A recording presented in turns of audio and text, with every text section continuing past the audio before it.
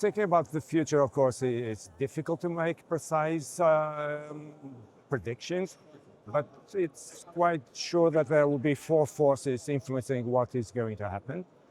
There's demography, how many people will there be in the market?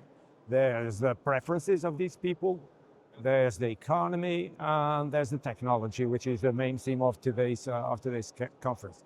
In terms of demography, we all know that population is in the world is concentrated in Asia and is growing very fast in Africa. So these are the two continents where the bulk of the market will be. Of course, there will be shoes to sell everywhere, but the main centers of consumption will be these two. In terms of preferences, I think comfort is here to stay. People got used to more comfortable shoes, and with aging of the population, this trend will just be reinforced. So I think that's one thing that is going to mark the future. Young people carry a lot about sustainability, so I think that's another trend that is here to stay.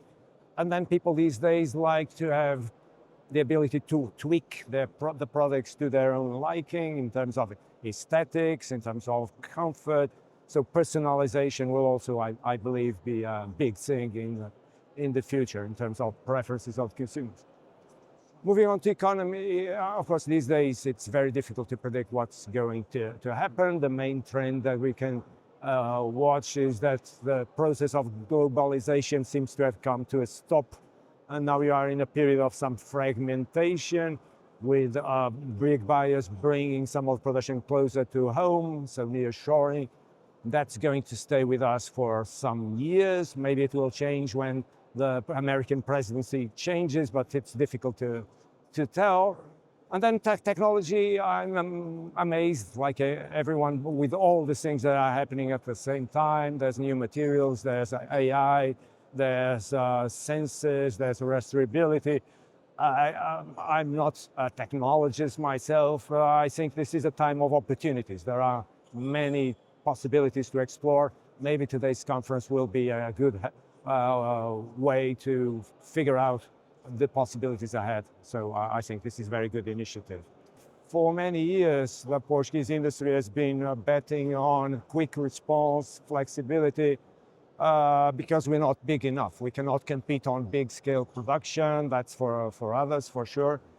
And these things on which we've been betting are ever more important these days. And so I think we have a good basis on which to build.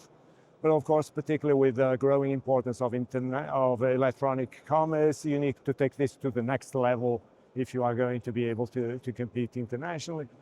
And the weak side of the Portuguese industry is that we don't have very strong brands.